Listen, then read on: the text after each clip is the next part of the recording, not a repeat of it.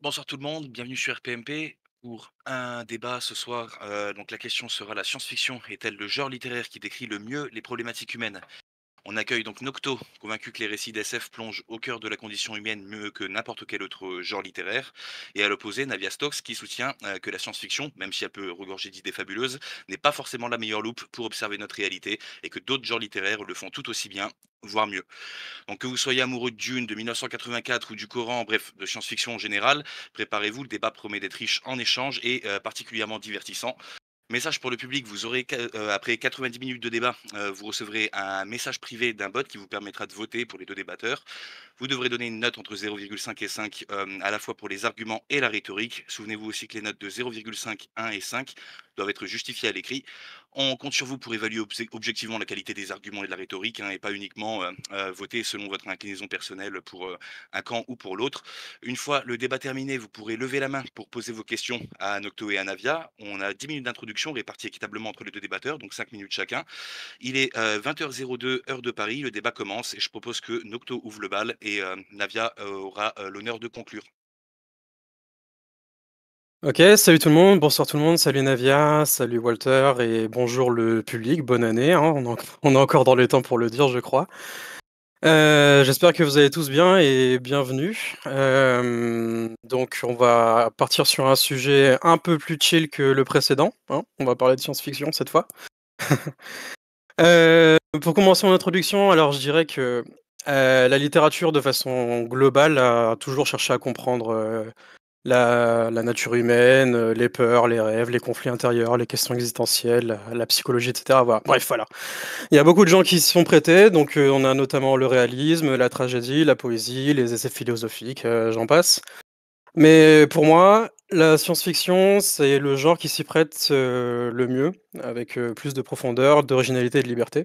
Donc c'est pour ça que je soutiens la thèse aujourd'hui, que la science-fiction est le genre littéraire qui décrit le mieux les problématiques humaines. Alors, je vais clarifier ma thèse.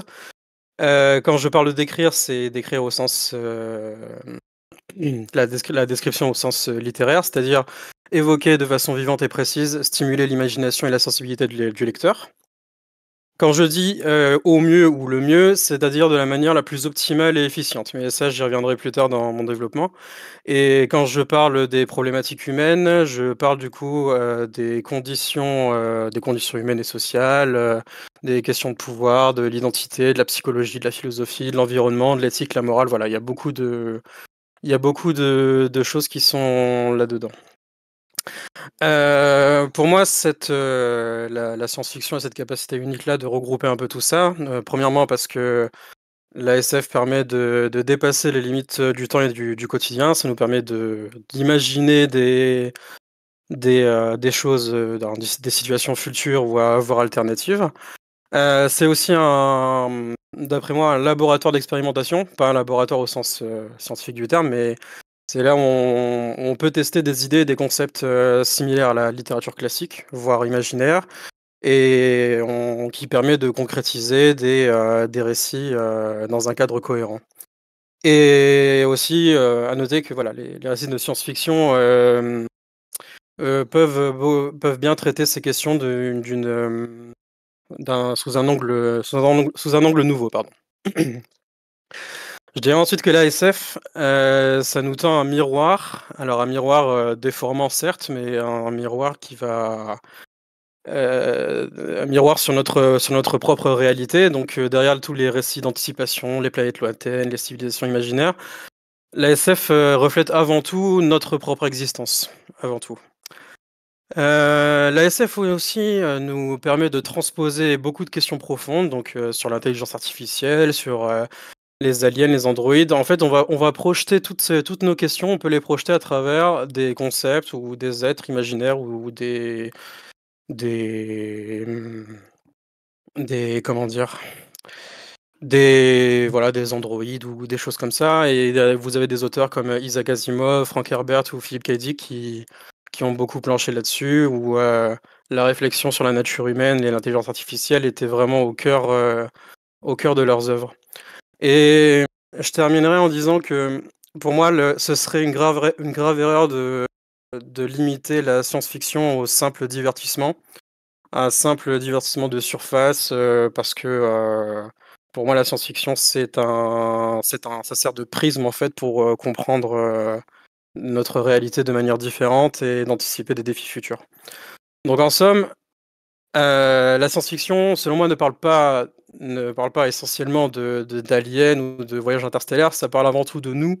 Ça parle de nos rêves, de nos espoirs, de notre quête de sens, ça transcende les barrières du temps et de l'espace. Comme ça, on peut extrapoler, énormément de concepts et de problématiques et c'est précisément cette capacité à extrapoler, à expérimenter qui fait que, pour moi, la SF est le genre littéraire qui est le plus à même de décrire, nos enjeux et dilemmes moraux.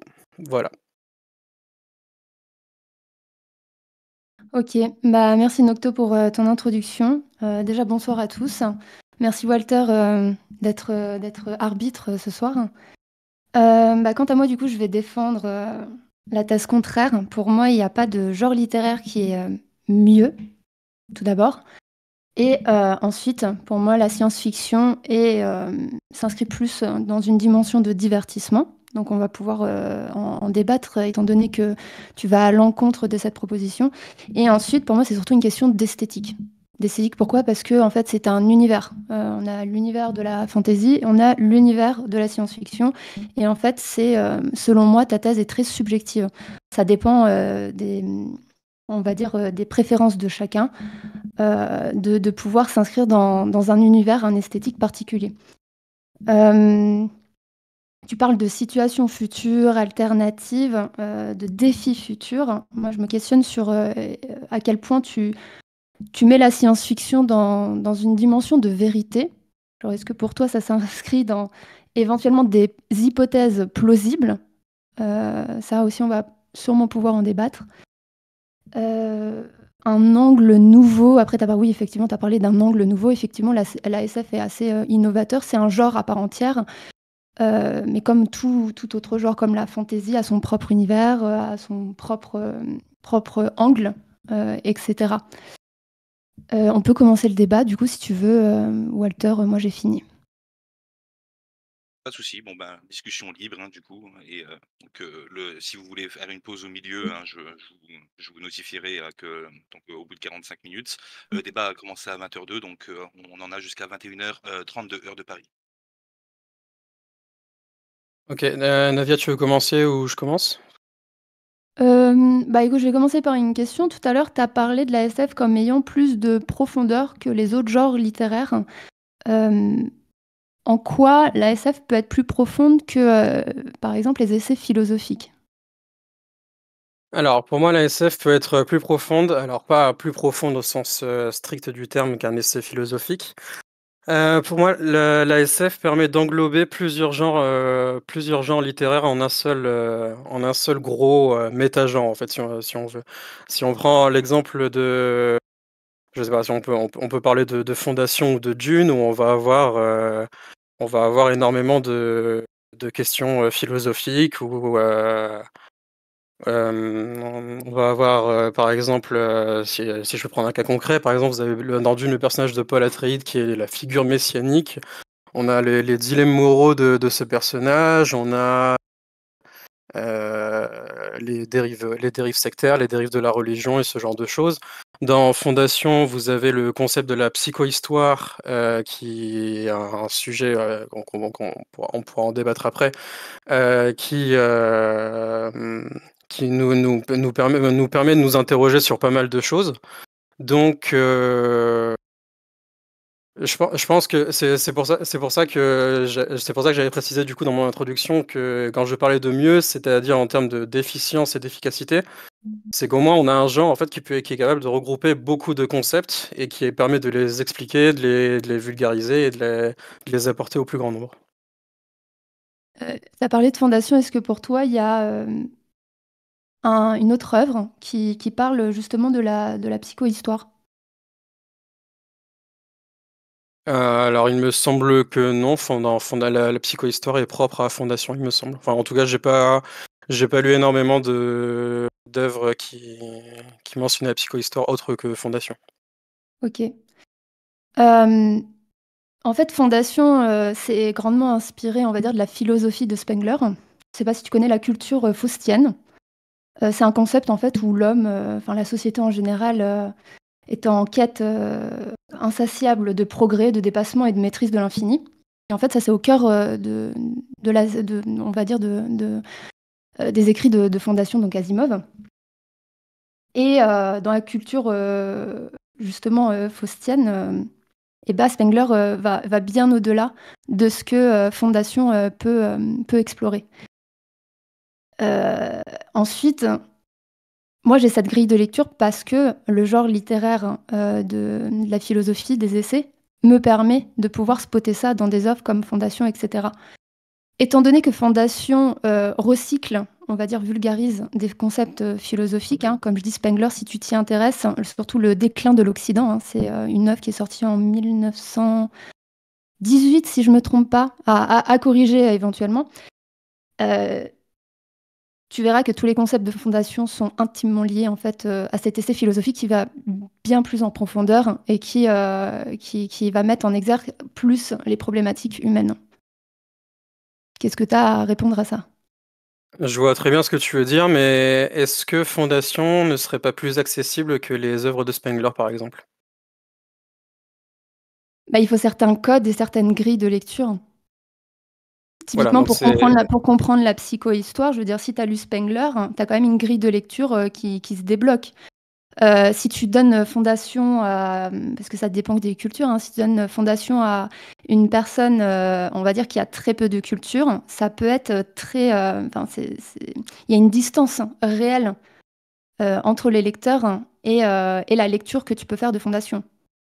Toi, tu as peut-être quelques notions qui te permet de pouvoir approcher fondation d'une certaine manière, mais c'est pas le cas de tout le monde. Moi, j'ai une autre grille de lecture, c'est-à-dire que j'ai en plus quelques connaissances, des essais philosophiques qui me permet d'avoir une grille, entre guillemets, peut-être plus évoluée. Enfin, je sais pas si on peut parler de plus évoluée, mais le fondation, c'est pas plus accessible, en fait, étant donné que ça dépend des cultures.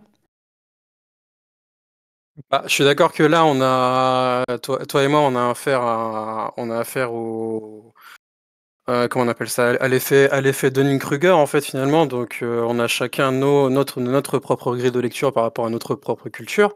Mais de manière générale, la science-fiction est un genre littéraire qui est plus accessible au grand public que les essais philosophiques ou même la littérature, réaliste. Bah, en quoi ça serait, plus accessible que, par exemple, la fantasy? Ou, les romans philosophiques eux-mêmes, Le Petit Prince typiquement. Si tu veux toucher, la majorité d'une population, Le Petit Prince, ça va être plus parlant. Déjà d'une, ça va être plus parlant, à tous les âges. Enfin, désolée de la référence, hein, c'est peut-être hyper bateau, mais en attendant, ça aborde énormément de problématiques selon moi, en tout cas les thèmes, on va dire, principaux. C'est accessible à un enfant, c'est accessible à un ado, c'est accessible à un adulte, c'est accessible à tous. Oui, d'accord, mais Donc, moi, donc tu je vises tu vises quand même une certaine catégorie, en fait, de personnes. Donc tu peux pas baser ton argument sur le fait que c'est plus accessible, parce que si on parle de l'accessibilité, il y a des romans philosophiques qui sont beaucoup plus accessibles. Le Monde de Sophie, typiquement, voilà. qui va traiter des mêmes sujets que Fondation ou Dune, par exemple? Bah, ils vont les rendre encore plus accessibles. Mais oui, ça peut, Dune, c'est principalement, le déterminisme. On va dire que si, tu as lu un peu Spinoza, tu vas pouvoir spotter des choses dans Dune qui sont extrêmement intéressantes. Si tu as lu Le Prince Mmh. de Machiavel, voilà. Mais concrètement, tu as tout genre, qui peut être beaucoup plus accessible en traitant, de sujets à une échelle et à un degré différent. Oui, mais tu vois, là où je pourrais te répondre, hem, par rapport à la philosophie et la science-fiction, c'est que la science-fiction, l'avantage qu'elle a, c'est qu'elle est capable, en fait, de prendre des concepts philosophiques et de les adapter dans une situation, réelle et cohérente.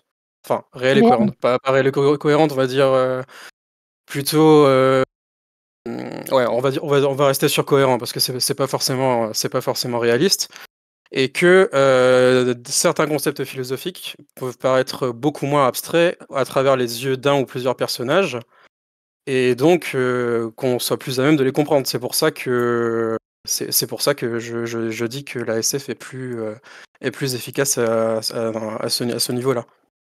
Moi, il y a quelque chose qui me pose un peu problème, c'est, le mot cohérent. En quoi c'est plus cohérent étant donné qu'on est dans un monde fictif?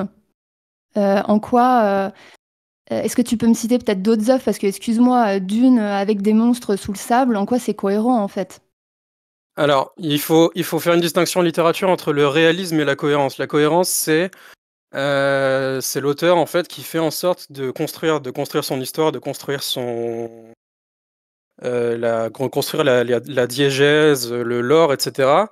Il a établi quelque chose et en fait, il y a un truc en littérature qui est super important aussi et notamment en science-fiction, c'est un principe qui s'appelle la suspension consentie d'incrédulité. Ça te parle? Non, non, mais vas-y, je te laisse expliquer. Je pense que les auditeurs, auront aussi envie, de comprendre. OK, je vais expliquer. Alors, je vais vulgariser ça, hein. La suspension consentie d'incrédulité, c'est un espèce d'accord tacite que vous passez entre l'auteur et le lecteur ou alors le cinéaste et bon, là, on reste sur la littérature. C'est un accord tacite qui est entre l'auteur et le lecteur qui dit, «OK, bah, écoute, le temps que je lise tes pages, j'accepte que dans ce monde-là, il y a, des sabres laser, des vers géants, des machins, des trucs comme ça» et en fait le truc, c'est que moi quand ça parle de cohérence, ça veut dire que l'histoire se tienne, ça veut dire que l'histoire, tienne un fil directeur et que, les règles établies ne soient pas brisées, toutes les 5 minutes et que, ça pourrait être un monde envisageable. C'est ça la suspension consentie d'incrédulité. Comment ça pourrait être un monde envisageable, dans le contexte de la science-fiction? Qu'on pourrait s'imaginer. Bah, la fantaisie répond, en fait, à cette problématique aussi. Parce qu'on peut s'imaginer, je veux dire, en quoi Le Seigneur des Anneaux, typiquement, en quoi Dune répond mieux que Le Seigneur des Anneaux à des problématiques humaines? Bah, parce que dans Dune, dans la science-fiction de manière générale, donc on aborde le thème de science et en fait, le truc de base, c'est qu'on fait pas appel à de la magie à proprement parler, mais à des avancées techniques qui pourraient exister. Alors, est-ce que tu as quelques exemples à me citer d'avancées techniques qui pourraient exister, dans Dune ou d'autres œuvres, hein? Je te laisse, parce que là, tu m'as cité que Fondation et Dune. Je suppose que tu as peut-être d'autres exemples? Bah, oui, non, par exemple, dans l'œuvre alors le nom me fait rire à chaque fois. Les androïdes rêvent-ils de moutons électriques de Philip K. Dick qui a été écrit en 1968, donc c'est le roman, dont est issu le film Blade Runner. Bah, là, en fait, c'est dans un futur, dans un futur un petit peu dystopique où, on a des êtres humains et des androïdes qui cohabitent et la question est de savoir, bah, qu'est-ce qui définit vraiment l'être humain et quelle différence fait-on fondamentalement entre un androïde et un être humain et c'est tout l'objet de l'œuvre.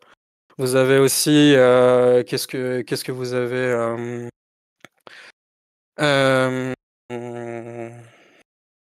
après comme exemple, comme ça, il y a La Servante écarlate aussi, paru en 1985 de Margaret Atwood, donc où on a une dictature religieuse et l'oppression des femmes qui est, au centre du système.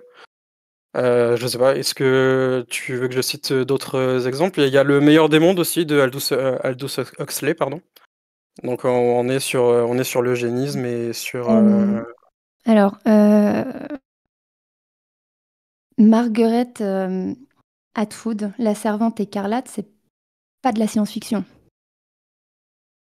Est-ce que tu peux me c'est citer consi est-ce que tu peux me citer les genres littéraires, juste qu'on soit d'accord, sur ça? Existants? La Servante écarlate Non, non, est-ce que tu est peux juste un me ch citer les genres littéraires? Je te demande juste, pour que je puisse savoir, où est-ce qu'on va. d'accord, donc la science-fiction, la dystopie, l'utopie et la hard SF. Non. Alors ça s'appelle des sous-genres, en fait. En fait, tu as 7 genres littéraires. Tu as, Oui, l'épistolaire, tu as le narratif, et cetera, et cetera, la poétique, le théâtre et tout. Dans le narratif, tu as des sous-genres. Je t'ai pas attaqué sur ça dès le début parce que voilà, je me suis dit, dans la thèse, on va peut-être être un peu moins rigoureux, mais en fait, la science-fiction est un sous-genre du narratif. Et oui. dans la science-fiction, bon, bah, tu as le cyberpunk et cetera et tu as aussi dans, le narratif, le sous-genre de, l'anticipation. En fait, l'anticipation, c'est, Marguerite Atwood, 1984. En fait, ils sont pas catalogués comme étant de l'ASF. D'ailleurs, si tu tapes, sur internet, 1984 typiquement, ça fait partie du genre dystopique qui est une sous-partie de l'anticipation, mais pas du tout de science-fiction. Donc déjà, tu te dis, passionné de science-fiction, mais apparemment tu sais même pas à quel genre, déjà grand genre littéraire, auquel il appartient et en plus tu m'as cité un exemple de genre littéraire d'anticipation et non de science-fiction. À ça, je pourrais te renvoyer une question, étant donné que 1984 c'est pas de la science-fiction, en quoi tous les romans, de science-fiction que tu connais, donc Fondation et Dune, en quoi sont-ils mieux pour répondre aux problématiques humaines que 1984, par exemple? Des éléments précis là comme ça, je ne sais pas parce que c'est des œuvres complètes, mais c'est Dune par exemple va cristalliser beaucoup de nos questionnements. 1984 aussi. 1984 aussi, mais je sais pas, dans 1984, je suis pas certain qu'on parle d'écologie et de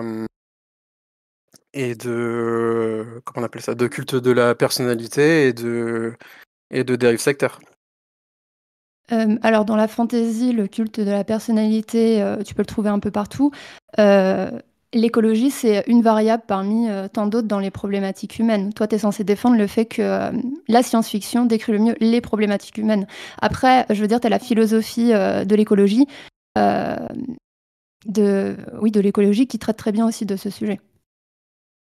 Juste pour répondre à Craft Music, vite fait, j'ai vérifié, pour, 1984, c'est bien, ça fait bien partie du genre, anticipation et effectivement, le genre dystopie est souvent lié à la science-fiction, mais n'est pas systématique et c'est effectivement le cas pour 1984, c'est de l'anticipation et non de la science-fiction.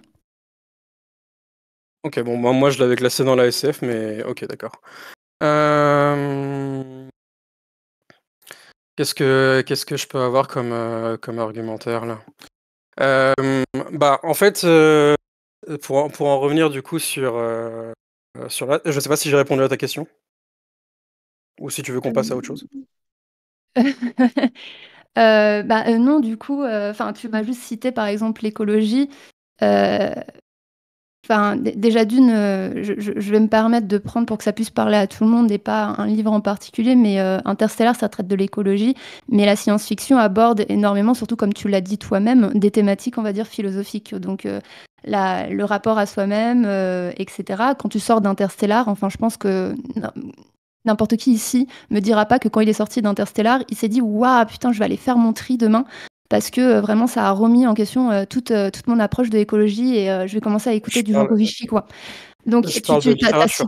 as cité l'écologie, hem, elle est omniprésente. En fait, on se sert des objets, modernes, donc l'écologie et cetera, de la science moderne, pour l'inscrire dans une esthétique, un univers. Oui, mais moi je parle de littérature, je parle pas de cinéma ici.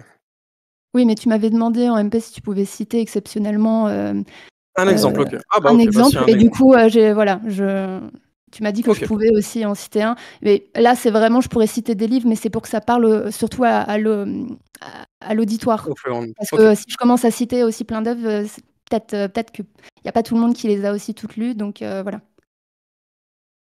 OK. Mmh, Non, Théo, vous êtes pas con, t'inquiète. du coup, on peut passer à la suite? Bah, si tu veux, moi j'ai toujours pas eu de réponse à ma question, mais si tu veux, lancer une question, je t'en prie. Bah, tu peux me la reformuler dans ces cas-là, s'il te plaît? Bah, en quoi Dune ou Fondation, répondent mieux aux problématiques que tu dis, humaines, plus que, 1984 ou d'autres, des romans philosophiques et cetera? Mis à part qu'en fait, qu'ils se servent, de l'écologie pour créer, un environnement. Parce que dans Dune et dans Fondation, on déjà c'est des œuvres du coup sur, plusieurs bouquins, où en fait, tous les concepts de philosophie que tu pourrais me citer sont vécus directement à travers les yeux des personnages. On a, comme je disais la figure, messianique de Paul Atreides ou alors, les conséquences de ce que peut représenter la psychohistoire, dans Fondation. Donc pour moi, le fait de pouvoir s'immerger dans une histoire, ça nous permet de mieux comprendre, enfin ou en tout cas de comprendre plus facilement des concepts philosophiques qui vont être très compliqués à expliquer, au premier abord.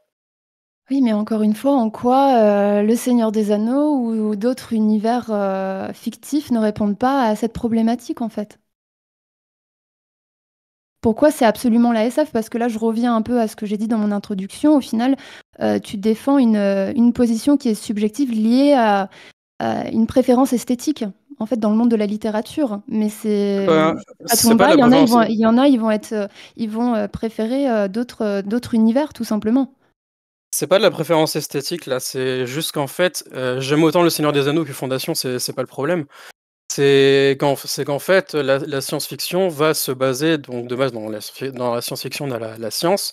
On se base du coup sur des choses, scientifiques de base et donc c'est pour ça qu'on se met dans l'idée que c'est quelque chose qui pourrait être plausible dans un avenir, futur. Il y a rien qui, objectivement, il y a rien qui nous dit qu'on pourrait pas découvrir une planète comme Arrakis ou, dans le futur et le fait que ce soit, dans un futur comme ça permet aussi de se détacher un peu de nos biais culturels et de nos biais politiques actuels. Ça nous permet de transcender un petit peu tout ça et de pouvoir transposer à n'importe quelle époque, dans n'importe quelle galaxie ou je ne sais quoi. Et Ce qui n'est pas forcément le cas tu dans. sais que dans la science-fiction, les probabilités que la science-fiction ait raison sont extrêmement faibles. Enfin, je veux dire, Bah, c'est pas le. si tu demandais à un mathématicien de, faire une, modélisation de probabilité en utilisant des outils comme, l'arbre décisionnel ou l'analyse bayésienne, il va te rire, quoi. Il va te dire: «Non mais attends, ta science-fiction, il y a pratiquement quasi aucune probabilité que ça arrive».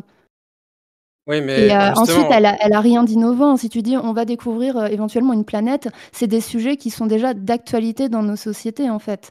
Donc c'est ce que je dis, en fait, tu prends un objet qui est actuel dans nos sociétés et tu l'intègres à une esthétique. Mais cette esthétique, elle parle pas forcément à tout le monde. Il y en a, ils en ont rien à faire, en fait, pour parler des problématiques humaines, qu'on aborde la question de: «Est-ce qu'on va découvrir une autre planète ou non?» Et c'est pour ça que je trouve que la fantaisie peut très bien répondre aussi bien aux problématiques humaines que tu pointes. Alors, je vais revenir sur ce que tu as dit sur la validité scientifique de l'ASF. L'ASF n'a pas pour but, l'ASF n'a pas pour but de décrire précisément des concepts scientifiques qui pourraient être amenés plus tard. Ça, c'est tout au mieux, c'est Contredis au là, moins tu te se poser, au contredis. moins se poser des questions. Pardon? Tu te contredis quand même. Pourquoi je me contredis? Bah, parce que tu viens de dire, qu'elle décrivait des possibilités futures. Oui, des Une possibilités futures, mais possibilité. ça veut pas Bah oui, dire. mais pour Oui. qui pour qu'on puisse, accepter une possibilité, une hypothèse, il faut la soumettre quand même, à une certaine approche, on va dire, mathématique et la science-fiction ne répond Pas clairement pas forcément. à ce C'est pas test forcément. mathématique. Pas forcément, t'as le genre de la hard SF qui effectivement va être très proche, enfin le sous-genre pardon, c'est pour être rigoureux, de la hard SF qui va être, très rigoureuse sur, au niveau de la science et de la crédibilité. Mais la science-fiction, de base, c'est aussi avant tout pour se poser des questions. Même si on sera pas capable dans le futur, de créer des androïdes aussi avancés que Descartes dans les moutons rêvent-ils, dans les androïdes rêvent-ils de moutons électriques. On peut au moins se poser la question de se dire: «Bah, tiens, est-ce que l'IA pourra faire ça? Comment est-ce que j'ai envie de cette IA-là? Est-ce que j'ai envie d'un monde comme ça?» Enfin, c'est tout ce panel de questions qui est intéressant. Mais il y a pas de, j'ai pas le terme en tête, mais ce n'est pas ça n'a pas de dimension, ça n'a pas de vraie dimension prophétique, la science-fiction. C'est avant tout de prendre des concepts, de science qui existent déjà et de les extrapoler et ça, c'est quelque Ça, c'est chose la que. définition du genre anticipation. genre Black Mirror, etc. C'est le genre anticipation et pas SF. C'est aussi la science-fiction, si, je t'assure. Et donc, la SF, ça reste, comme je l'ai dit dans mon introduction pour moi, ça reste un espèce de laboratoire d'expérimentation d'idées.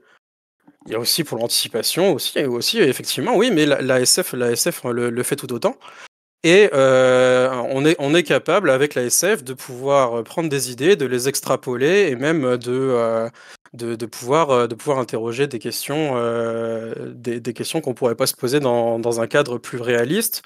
Par exemple, si je prends par exemple, on va dire une œuvre réaliste, par exemple, sur les questions sociales qu'on peut trouver dans l'œuvre de Madame Bovary, bah, on se cantonne à une époque, on se cantonne à un contexte, alors que dans la SF, on peut prendre ces mêmes questions-là et les pousser à l'extrême. C'est ça mon point. Tu as dit que la SF, elle avait pour but avant tout de poser des questions. Et dans les exemples que tu as cité l'IA, etc., tout ce qui était en rapport avec la technologie. Excuse-moi, Il y mais a est-ce le que ça veut dire transhumanisme aussi. le transhumanisme, oui, oui, très bien, très bien, très bien. Est-ce que ça veut dire qu'en fait, tu réduis les problématiques humaines juste à ces problématiques-là? Parce que moi, quand j'entends problématiques humaines, moi, je parle dans son intégralité, c'est-à-dire que le transhumanisme, etc., moi, personnellement, typiquement, c'est pas ma priorité. C'est pas la priorité aussi de tout le monde. C'est une partie des problématiques humaines, une partie. Mais je veux dire, dans ce cas-là, il faut reformuler ta thèse et dire les problématiques humaines, entre parenthèses, liées à la technologie. Mais si tu dis dans ta thèse les problématiques humaines de manière générale sans préciser, on parle des problématiques philosophiques, etc., que tu retrouves de manière plus profonde et mieux abordée dans les essais eux-mêmes.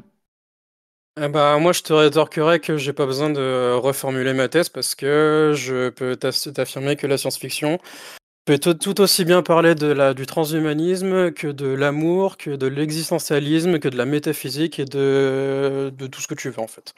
Et que, je l'avais dit en préambule, mais c'est la SF a ce pouvoir-là euh, de pouvoir, en fait, un petit peu cristalliser un petit peu tout ce qui fait toutes les questions sur qu'est-ce qu'être humain finalement, quoi. Toutes les questions sur l'humanité, on peut les regrouper dans le genre de la SF. Et le truc, c'est que on a des personnages en fait dans la SF. De toute façon, de manière générale, dans la littérature, ce qui va importer le plus, ça va être la façon dont tu vas construire tes personnages, dont tu vas construire ton histoire, ta diégèse, etc. Donc, tu peux tout à fait créer des personnages fictifs qui ont des dilemmes moraux, et il y a même des auteurs qui transposent leurs propres dilemmes moraux à travers leurs personnages. Du coup, en les mettant dans un univers qui peut être fictionnel, tout ce qu'on veut, ou qui se passe vraiment dans un futur très lointain, tu peux créer des histoires entières qui ne parlent pas forcément que de transhumanisme ou d'IA ou de choses comme ça, mais qui peuvent parler d'amour, d'estime de soi, de rapport à l'autre, de choses comme ça. Par exemple, quand on parle en science-fiction des aliens, d'extraterrestres ou de tout ce qu'on veut, c'est une façon pour l'auteur ou l'autrice de mettre en exergue un petit peu tous les problèmes qu'il y a liés à la xénophobie, au racisme et à ces choses-là. C'est juste qu'en fait, l'ASF va nous permettre en fait de prendre du recul sur une situation qu'on connaît peut-être déjà, sur des problématiques qui existent déjà, mais en prenant un peu plus de hauteur et en voyant un petit peu, en nous mettant un petit peu, entre guillemets, face à nos propres contradictions. Parce que comme on est juste voilà, en face à face entre deux êtres humains, on a nos propres biais, chacun de nos côtés, et en prenant des êtres fictionnels, on peut trouver quelque chose. On peut trouver d'un œil extérieur, on peut trouver d'autres choses. Mais moi, je comprends toujours pas, en fait, pourquoi c'est la SF qui répond mieux à ça, alors que les exemples que tu viens de citer, typiquement de Hannah Arendt, tu as la condition de l'homme moderne, qui a été créée en 1958, je crois, qui parle des conséquences de l'innovation technologique plus de l'aliénation. Mais j'ai plein d'autres exemples comme ça. Moi, je ne comprends pas comment tu peux dire que la SF traite mieux de ces sujets que la philosophie elle-même. Alors, tu as à peu près répondu tout à l'heure en disant oui, mais ça parle aux gens de manière plus accessible. Comment tu peux expliquer dans ce cas-là que les sciences humaines, donc on va dire les catégories éditoriales, les sciences humaines ont plus de ventes que la science-fiction. Je veux dire, si la science-fiction traitait mieux de ces sujets, pourquoi la science-fiction ne serait pas top 1 des ventes dans le monde? C'est que les problématiques humaines dont tu traites parlent à un public très spécifique, mais de manière générale, je veux dire, les statistiques le montrent, la science-fiction n'est pas première. Donc c'est bien que, déjà d'une, les problématiques humaines ne se résument pas que à celles que tu as citées et ne sont pas traitées qu'à travers l'ASF, étant donné que le genre numéro 1, d'ailleurs, qui est le plus vendu, c'est par exemple le New Romance. Qu'est-ce que tu as à répondre à ça?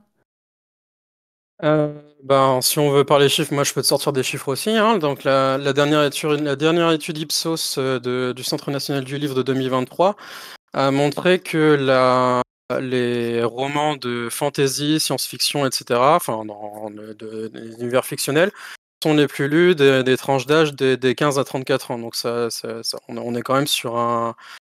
Donc on a quand même un attrait quand même assez, et c'est en croissance depuis 2019, hein, je l'ajoute, vous trouverez sur le site du CNL, et c'est en Je veux bien croissance depuis que 2019. tu nous les mettes, du coup.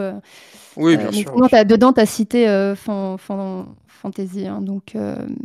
Oui, mais bon, ça fait partie c'est distingué en tout cas des essais philosophiques et De et la de science humaine. La et science des et humaine, des je crois que ça et des sciences représente, humaines. ça parce que moi j'ai des statistiques aussi, Mmh. 16% quand même des ventes, la science humaine. Après en top liste des genres les plus vendus, c'est le new romance. Donc on va dire, si on doit faire des généralités, hein, c'est la problématique de l'amour qui est au cœur, on va dire, des achats, de livres actuellement. Donc quand tu dis, on traite, enfin ça décrit au mieux les problématiques humaines, est-ce que ça serait pas tes problématiques à toi avant tout, en fait? C'est pour Non, ça que pas je dis: «Est-ce que forcément. c'est pas si subjectif?» Parce que si c'était de manière générale et que tes arguments étaient objectifs, dans ce cas-là, la SF devrait être, top one et du coup, tout le monde le dirait, elle traite mieux des sujets que n'importe quel autre genre. Pas forcément, non, c'est pas forcément personnel, non, non, bien au contraire, hein, je lis à peu près de tout. Moi, ce que je disais, je répète encore une fois, hein, mais que la SF regroupe plusieurs, est un genre qui regroupe plusieurs de ces problématiques-là et qui les cristallise. C'est ce que je suis en train de dire. Même C'est un si esthétique, c'est un effectivement, univers, c'est esthétique, en fait, tu m'as toujours pas donné de contre-argument pour la fantaisie, par exemple. la fantaisie, c'est parce que simplement parce que, ouais, tu me diras, remarque. Mais c'est parce que, la fantasy en tout cas moi j'ai pas en tête, d'œuvres de fantasy qui répondent autant, aux problématiques que j'ai soulevées. Si tu as, je veux bien je veux bien. C'est-à-dire, c'est quoi tes on va recommencer du début alors. C'est quoi tes problématiques exactement? Enfin, qu'est-ce que tu définis par problématique, en fait? Parce que moi, j'ai l'impression que tu mets la science-fiction, en gros, sur un piédestal et je dénigre pas la science-fiction, hein, j'adore la science-fiction aussi. Mais j'ai l'impression que tu la mets sur un piédestal sous prétexte qu'en fait, elle va piocher dans la science. Mais je veux dire, le fantasy va piocher, on va dire, dans des mondes, on va dire, abstraits, imaginaires aussi, etc. Je veux dire, encore une fois, c'est un univers, c'est une construction esthétique qui plaît ou qui déplaît à certaines personnes. Moi, je ne comprends pas comment tu peux dire qu'en fait, parce que ça s'inspire de faits scientifiques, après ils extrapolent et tout. Bon, après, on peut aussi partir sur l'argument, quelle est la différence entre l'anticipation et la SF, parce que j'ai l'impression que tu fais aussi certains mélanges quand tu regardes vraiment les définitions de l'anticipation. ça s'appuie énormément sur l'extrapolation de faits déjà actuels. Et la science-fiction, elle est dans des mondes imaginaires, innovateurs, qui font appel plus à l'imagination qu'à l'extrapolation.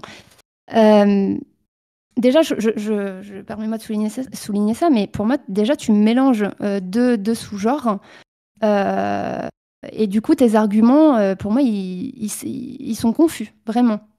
Parce que pour moi, j'ai l'impression que tu comprends pas que la SF, c'est un esthétique, c'est un univers qui prend juste des objets de la vie réelle.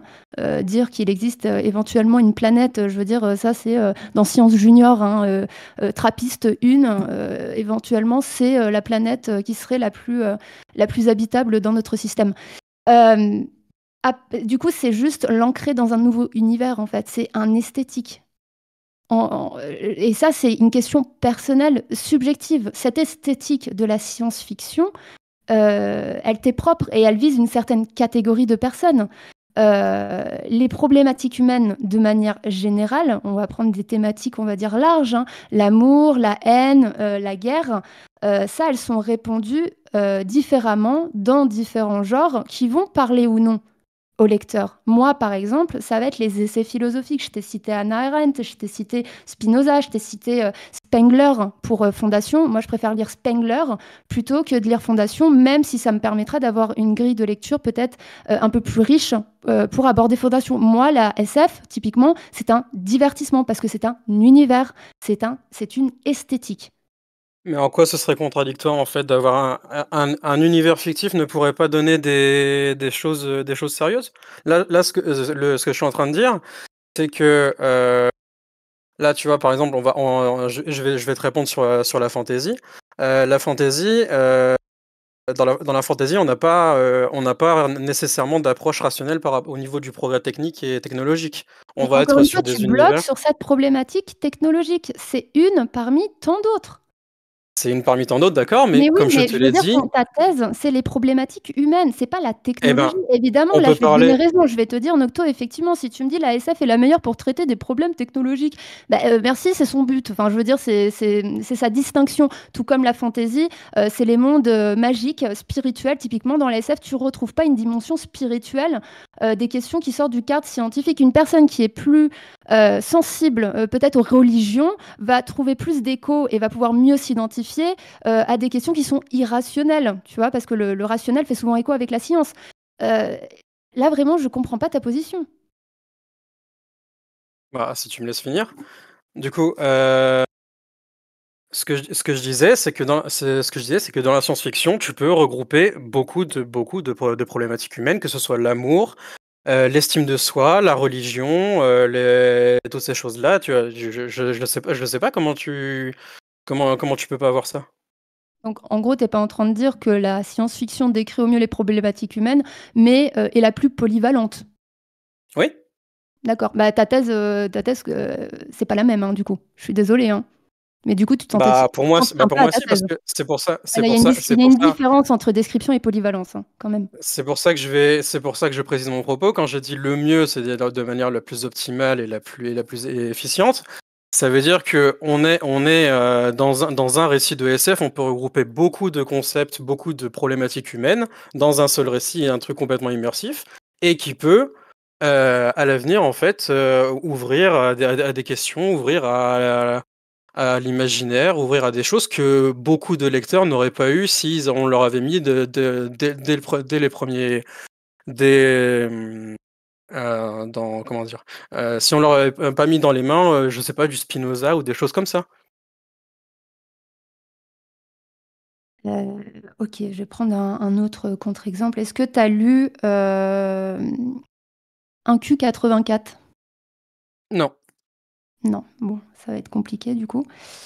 Un Cru 84, c'est pas de la science-fiction, on est dans un monde, on va dire, comment dire, de fantasy, hein, plutôt, avec la conception, on va dire, du multivers. Donc on est sur une approche d'anticipation, entre guillemets, encore, c'est plus de l'ordre de la fantasy.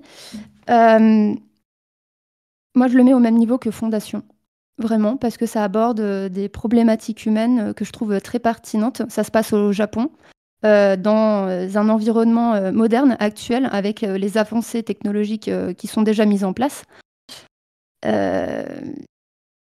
Pour moi, encore une fois, ça répond à toutes les problématiques, enfin toutes, j'abuse, à énormément de problématiques philosophiques que tu retrouves aussi dans Fondation.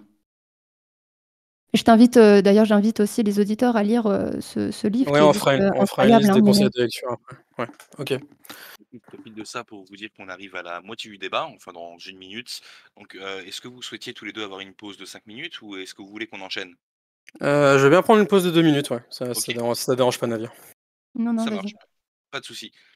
Bah, du coup, j'en profite pour Tu rappeler peux le mettre. système de vote, hein. Il faut avoir assisté à l'intégralité du débat. Donc, les personnes du public, vous devez avoir assisté à l'intégralité du débat avec une marge d'erreur de plus ou moins 10-12 minutes pour pouvoir voter à la fin. Vous devez également être validé sur le serveur. Donc, je vois qu'il y a quelques personnes qui ne sont pas validées là. Le rôdeur, Chaos Digital, pensez à passer dans accueil et validation, soit maintenant, pendant la pause, là, ou à la fin du débat, si, voilà, si vous souhaitez. Comme ça, vous pourrez vous démute et puis accéder à notre channel et pourquoi pas un jour aussi faire des débats comme Navia et Nocto ici présents. Voilà, que vous dire de plus? On a d'autres événements qui arrivent. On a neuf événements, en comptant celui-ci qui sont prévus. Le dimanche 12 janvier à 14 heures, donc on a un cours de maths qui va nous être dispensé par, Craft Music. On a, un débat le 16 janvier, à 20h30, sur l'hypothèse extraterrestre. Un débat le 18 janvier à 18h30 sur, le matérialisme apparemment. L'existence de la vérité pour le 19 janvier, un débat sur qui est Jésus le 20 janvier, l'intérêt pratique de l'agnosticisme face à l'athéisme le 22, le droit de vote universel le 25 et les Français votent-ils de manière éclairée le 26. Donc on a un programme très chargé les jours et les soirs qui vont suivre. Donc restez branchés sur RPMP et comme ça vous manquerez pas notre contenu de grande qualité. On va attendre gentiment que Nocto revienne. Et je précise aussi hein, qu'à la fin du débat, normalement à 21h32, bon vu qu'on a fait une pause, on va peut-être se dépasser un peu, 21h34, 35, au moment des votes, après les votes, vous pourrez monter, lever la main et poser vos questions aux deux intervenants. Ou faire part de remarques, de contre-arguments que vous estimez nécessaires et qui n'ont pas été évoqués.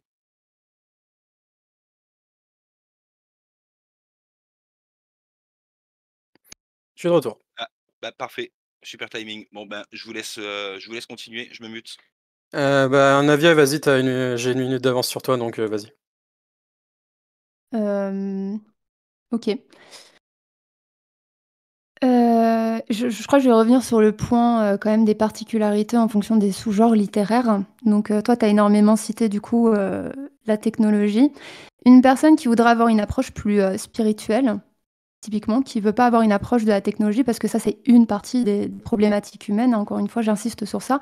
Une personne qui voudrait avoir une approche plus spirituelle, c'est-à-dire, pour un scientifique, quelque chose, au final, d'irrationnel, hein, mais ça, on va pas avoir un débat sur les religions et tout ce soir.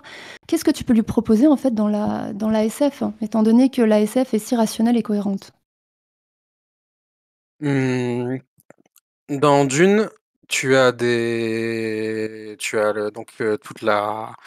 toute la mythologie du Kwisatz Haderach et les Bene Gesserit, etc. Donc je vais pas trop en dire, hein, j'invite tout le monde à lire Dune, c'est super.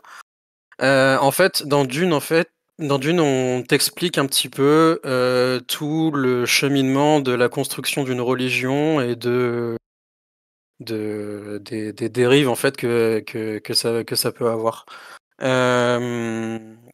Dans Fondation, on a aussi un petit peu ce truc-là, et c'est pour ça que je mets en parallèle ces deux-là, parce que dans Dune, en fait, on a plus l'aspect spirituel, alors que dans Fondation, ça va plus être un petit peu comme dans 1984. Hein. Alors, ok, tu vas me dire, c'est pas de la science-fiction, mais au niveau de la dystopie, on a le Grand Ford, en fait, où on a une personne qui est érigée au rang de Dieu. Et je trouve que ces deux œuvres-là, explique vraiment très précisément comment dire? Le cheminement et la construction d'une pensée religieuse et éventuellement même d'un totalitarisme religieux. Donc je dirais pas je recommanderais pas Dune à quelqu'un pour, qui cherche à approfondir sa spiritualité parce qu'il va apostasier de toute façon. Mais en tout cas, si on veut comprendre un petit peu, comment se construit, l'effet gourou, l'effet secte, je pense que des œuvres comme ça peuvent être intéressantes. Comment se construisent l'effet gourou, l'effet secte, je veux dire, ça tu vois ça, dans les essais historiques, enfin je veux dire on n'a pas besoin de Dune, pour avoir une perspective, historique sur la question. Oui, mais tu vois? Hem, Mais c'est ce qu'on en c'est ce que je suis en train de dire. C'est que, tu vois, tu me dis: «Il y a des essais historiques, il y a des essais machin, il y a des essais machin, il y a des essais machin», alors que moi je te propose un truc qui englobe tout ça. Donc mais pourquoi justement où est le ça problème? dans ce cas-là, tu en fait, tu reformules totalement ta thèse, en dessous du tapis. Parce qu'au final, ce n'est plus décrit ou explore, hein, peu importe, décrit le mieux les problématiques humaines parce que déjà dans le mot, mieux, hein, je suis désolée, hein, je vais revenir sur les termes, mais mieux ça veut dire que c'est au-dessus des autres. Je veux dire, C'est tu me pas ce dis: que j'ai «Ouais, dit. mais là». C'est pas ce que j'ai dit. Moi, j'ai dit dans mon Ouais, tu as quand même introduction, dit que c'était le mieux. Maintenant, quand là, j'ai ce que tu oui, es en train de me dire, j'ai défini c'est que ta thèse, maintenant ça elle prend plutôt la forme de, la science-fiction, le genre sous-genre littéraire du coup, le plus polyvalent, pour répondre aux problématiques, humaines. bah, D'ailleurs, c'est pour ça c'est pour si je ça que devais j'ai faire un parlé petit détour, le genre, si je devais prendre alors pas un sous-genre, mais du coup un genre littéraire, celui qui répond le mieux aux problématiques humaines de manière polyvalente, c'est le genre graphique, les mangas. Va demander à quelqu'un, pourquoi, un fan de Naruto, hein, encore une fois, je prends des exemples assez simples, mais en quoi Dune est mieux que Naruto, par exemple, tu vois? Pour répondre, à tes problématiques humaines, quoi. ça me semble pas pertinent de comparer ces 2 œuvres. Bah, c'est subjectif, du coup. Donc tu Oui, admets c'est que, subjectif, en ouais. fait, ta préférence pour la SF est donc subjective? Ah non, non, non, pas du c'est pas ce que je suis en train de dire, c'est Tu qu'on est es en en train de train dire de que c'est pas comparer. pertinent? Mmh? Bah Tu as dit oui, que c'était pas pertinent, enfin je genre, suis en train de dire que c'est pas pertinent parce que ça traite pas des mêmes sujets.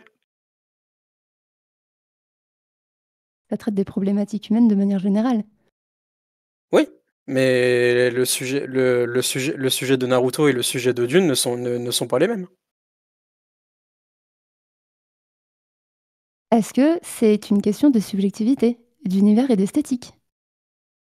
Hem, Gab dans le chat qui me demande de citer une préférence objective. Bah, justement, c'est un peu ça que j'essaye, de démonter, c'est qu'on peut pas avoir de préférence objective parce que c'est une question de subjectivité. C'est ce que j'essaye de défendre depuis le début du débat, hein. Pour moi, je mets aucune œuvre littéraire, aucun genre littéraire au-dessus des autres.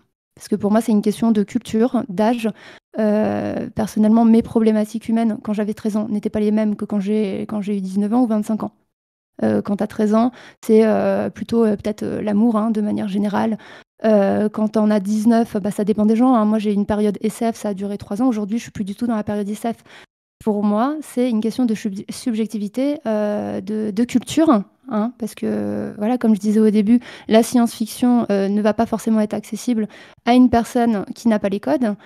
Heu et encore une fois, ça dépend où tu te trouves dans la période de ta vie. Donc j'ai l'impression que tu Oui, essayes de mais faire une généralité, en fait, sur la SF en disant qu'elle est mieux parce qu'elle est plus accessible.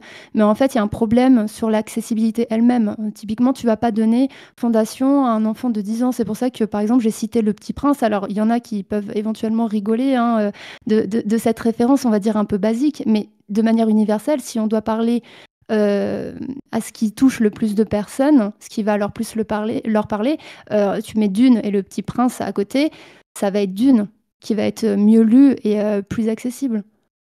mmh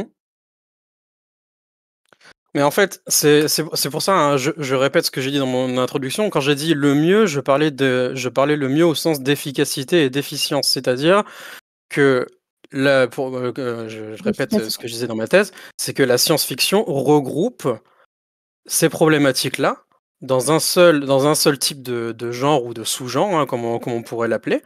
et par l'immersion nous permet de nous poser des questions et de réfléchir de réfléchir de ce que peut être l'amour, de ce que pourrait être les avancées techniques, de ce que pourrait être l'IA, de ce que pourrait être l'estime de soi, de ce que pourrait être je sais pas, il y a tellement de choses qu'on peut aborder avec la SF que c'est pour ça que je trouve que c'est le genre le plus efficace pour parler de ça. Après, Justement, éventuellement, si tu veux approfondir sur des sujets philosophiques, parce que je te l'accorde, la SF n'a pas pour but d'aller en profondeur, à part peut-être pour la hard SF dans des questions philosophiques. Mais tu peux toujours commencer faire tes premiers pas dans la philosophie en commençant par de la science-fiction. Tu peux aussi commencer à t'interroger sur la nature humaine en parlant en lisant de la science-fiction. Tu peux commencer à t'interroger sur je sais pas, les questions des relations sociales en lisant de la science-fiction, et tout ça, tu peux le retrouver dans Le cycle des robots, dans Dune, dans qu'est-ce que tu peux avoir dans le livre de Philip K. Dick, tu peux l'avoir aussi dans la trilogie du problème à 3 corps, tu peux l'avoir dans qu'est-ce que j'avais noté dans Le meilleur des mondes, tu l'as aussi. Et là, je vais prendre un exemple du coup hors littérature qui est Star Trek.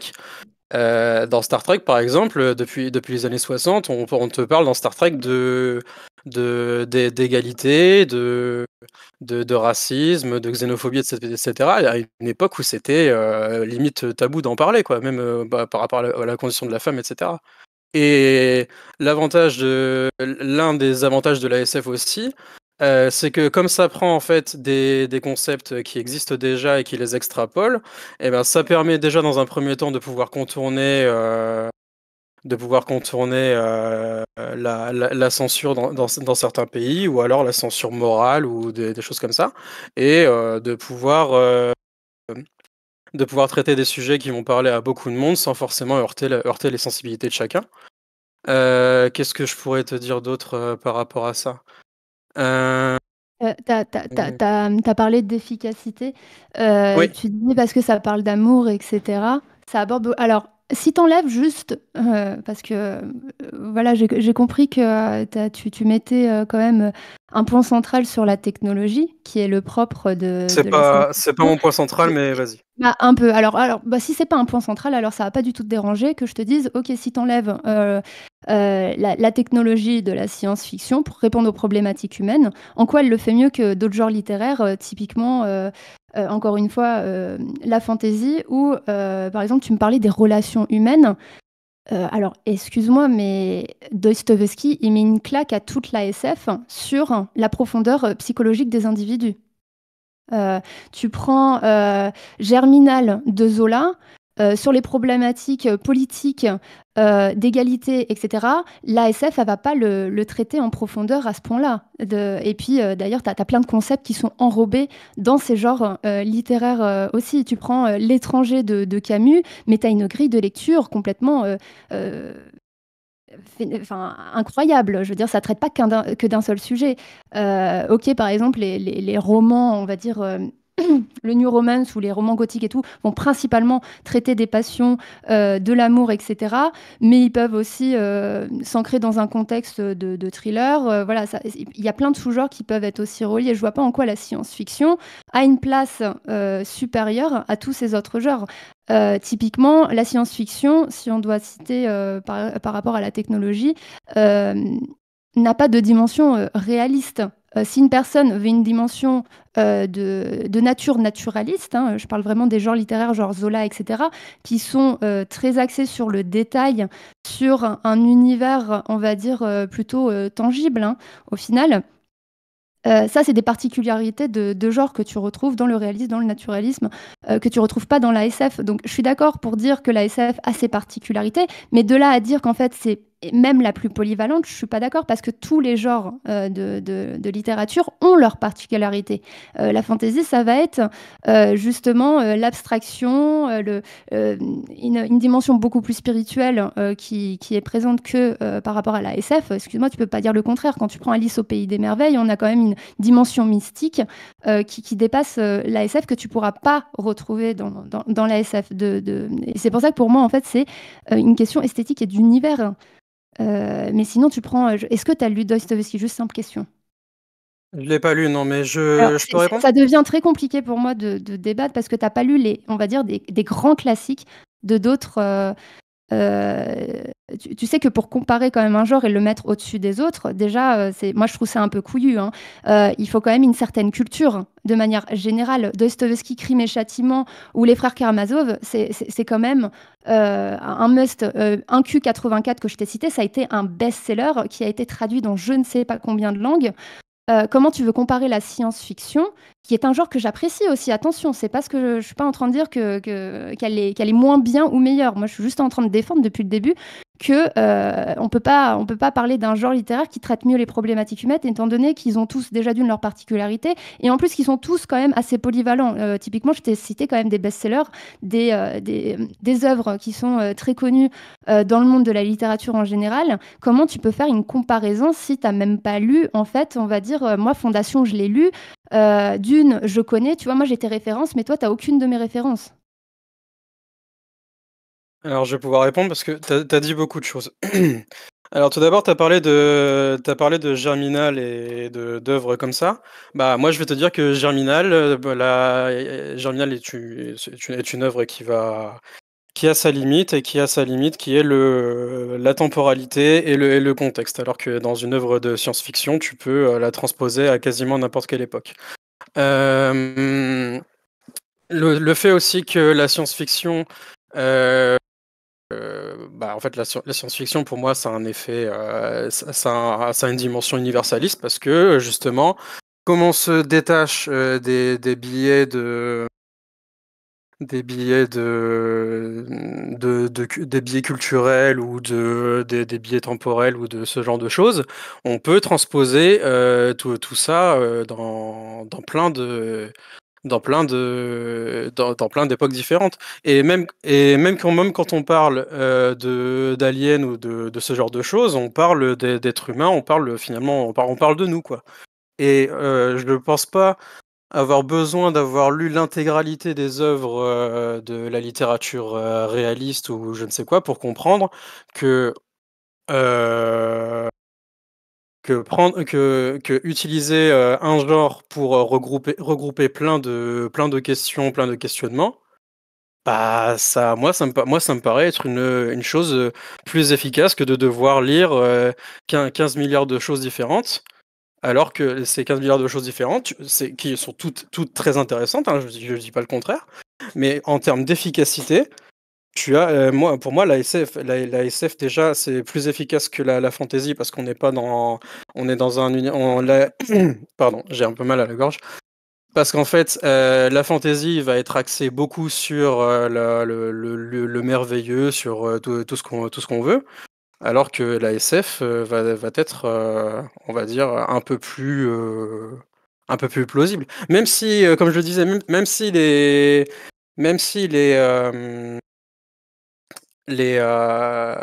avancées techniques qui sont indiquées dans la SF ne sont pas réalisables ou quoi, ça nous fait quand même poser des questions.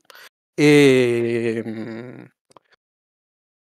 je suis désolé, je suis fatigué. Est-ce que tu peux me dire ce que tu disais à la fin de ta réponse? Euh, je ne sais plus exactement, j'étais concentrée sur du coup ce que tu disais à l'instant. Parce que du coup, enfin, je veux dire, tu as dit énormément de choses. Enfin, bref. Et sur la possibilité du coup de comparer dans la mesure où tu n'aurais pas les références dans la littérature réaliste ou existentialiste Oui, voilà, c'est ça. voilà. C'est ça, c'est ça. Ah oui, voilà, merci. C'était ça. Chaque genre a sa particularité. Voilà, Et si tu enlèves c'était la ça, oui. particularité des genres, c'est-à-dire on enlève le côté le côté technologique de l'ASF, etc. Je veux dire, ils traitent tous des problématiques. Déjà d'une, ils s'inspirent tous de la philosophie, hein. Tu retrouves de la philo partout, des concepts philosophiques en fait partout, parce que c'est un recyclage pour les rendre plus accessibles. Dans la fantasy, ils font exactement la même chose. Euh, Est-ce que tu veux continuer? Sinon, j'ai des choses à dire sur ce que tu viens de dire, mais si tu veux continuer, vas-y. Oui, je voulais reprendre là-dessus. Oui, en fait,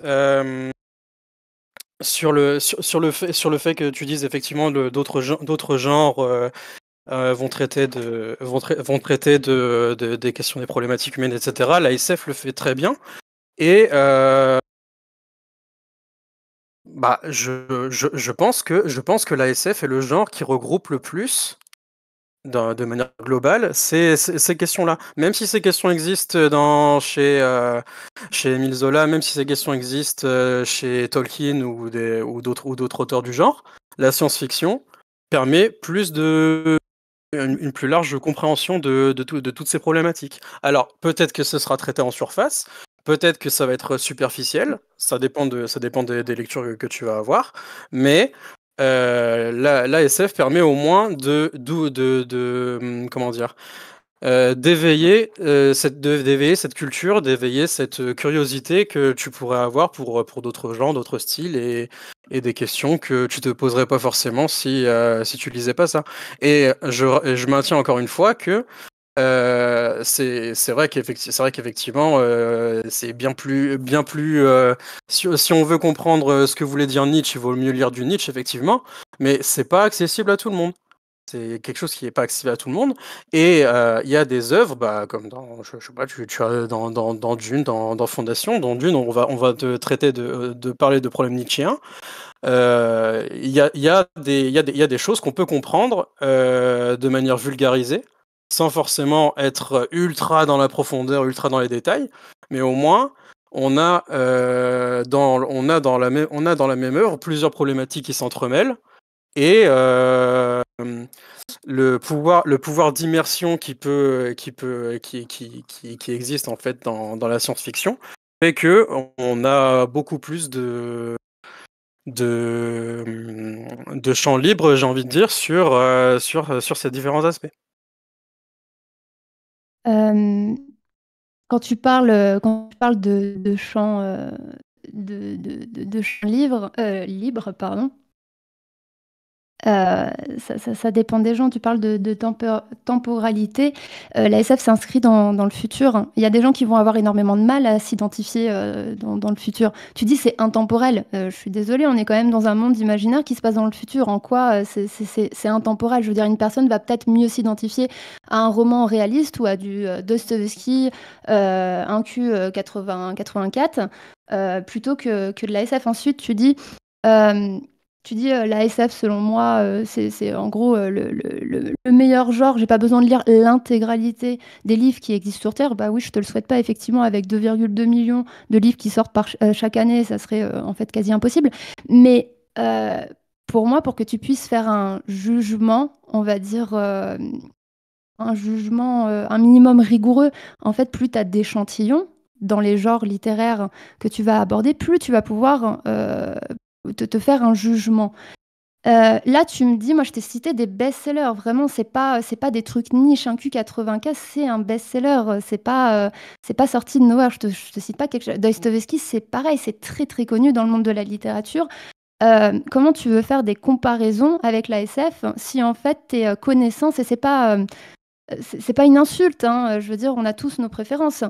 Mais si t'as pas exploré, on va dire, au moins, on va dire, les œuvres les plus phares dans les 7 genres littéraires, les 6 genres plus précisément, parce que le graphique, c'est encore autre chose, les 6 genres littéraires de manière générale. Dostoevsky, tu demandes à quelqu'un en sciences humaines, ça va être dans la liste au moins 5 livres, c'est pas compliqué, de chaque genre. Parce que là, j'ai l'impression vraiment, tu as lu pratiquement que de la SF, quoi.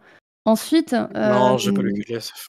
non, mais je J'ai te pas lu crois que que de tu la pas lu que de la SF. SF, mais pour comparer quand même et dire qu'il se distingue des autres, il faudrait quand même avoir une certaine connaissance des autres œuvres en général et des best-sellers.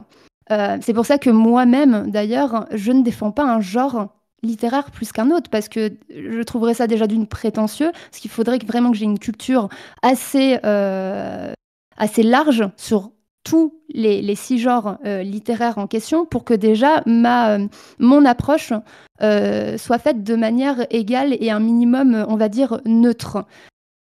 Si tu me dis, ouais, j'ai lu juste un essai philosophique et du coup, j'ai préféré la SF, est-ce qu'on peut dire qu'en fait, un essai philosophique te permet réellement de te faire ton avis? Tu vois? Déjà ça, donc encore une fois, je trouve que ta thèse est extrêmement subjective. Donc, je vais répondre encore une fois. Comme j'ai dit, je n'ai pas besoin de Encore une lire fois. l'intégralité. Pourquoi encore une fois? Parce qu'apparemment, si j'ai pas compris quelque chose, moi, je t'invite peut-être à être plus clair sur ce qu'apparemment, hein, j'ai pas compris.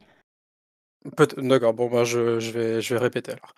Je disais que je n'ai pas besoin d'avoir lu l'intégralité J'ai pas dit de l'intégralité, la j'ai dit des œuvres phares. 5 livres de chaque, voilà. Toi, tu me parles cin d'intégralité, j'ai cin jamais cin parlé d'intégralité. Moi, je t'ai cité juste des œuvres phares, d'accord, en fait. 5 livres si on veut. Je les ai pas lus, voilà, donc voilà, personne n'est parfait.